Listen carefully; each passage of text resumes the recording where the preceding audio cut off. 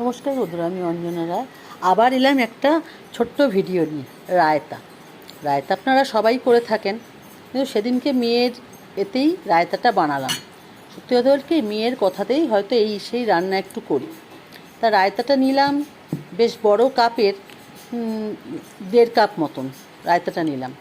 নিয়ে রায়তাটাকে দইটাকে নিয়ে ভালো করে ফেটিয়ে নিলাম।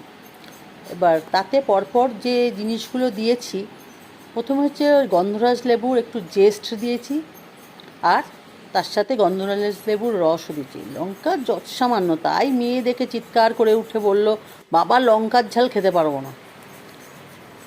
এবারে এই দেওয়ার পরে স্বাদ মতো নুন, বিট নুন আর সামান্য চিনি দিয়েছি, কারণ চিনিটা টেস্টটাকে ব্যালেন্স করবে বলে তাই দিয়েছি। আর একটু গোলমরিচের গুঁড়ো এই দিয়ে শসা আর টমেটো কুচিয়ে রেখেছিলাম, কারণ শনিবার পেঁয়াজ দেওয়ার ব্যাপার ছিল না, তাই পেঁয়াজ দিইনি। দিয়ে সেই এগুলোকে আমরা কী করলাম, ভালো করে আমি মিশিয়ে নিলাম। মেশানোর সময় ভালো করে ধীরে ধীরে ধীরে ধীরে ফাটাতে থাকলাম। তারপরে মেয়েকে দিলাম, মেয়ে খেয়ে বললো বেশ ভালোই হয়েছে।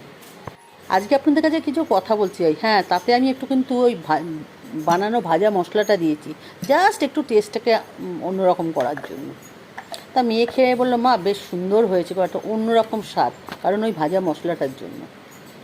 আজকে আপনাদের কাছে আমি একটু অন্য কথার জন্য বলেছি। আমার কথা দেখবেন বলতে গেলে একটু আটকে যাচ্ছে, এক কথা 2-3 বার রিপিট হয়ে যাচ্ছে। এটার কারণই হচ্ছে, আমার যে বলেছিলাম না একটা স্ট্রোক হয়েছিল, সেইটা আবার রিল্যাপস করেছিল। এটাও ঘুমের ঘোরে না, এটা কিন্তু জাগন্ত অবস্থাতেই কাজকর্ম সেরে বসেছি, হঠাৎ দেখছি আমার হাতটা ভারী হয়ে যাচ্ছে। তারপরে যা হয়, দৌড়ে আমার কাছেই হসপিটাল গেলাম। ডাক্তার দেখছে বিপি অনেক হাই হয়ে গেছে। এইবারে আবার সেই পুনরায় ডান সাইডটা ব্লক হয়ে গেল। এইবারে এমআরআই হয়নি, ওই যা করি আর কি হসপিটাল থেকে, ওইটা টেস্টটা করালাম। বললো আবার ক্লটটা হয়েছে। তারপরে ক্লটটাকে ঠিক করার জন্য, এই জন্যই আমার এই অবস্থা।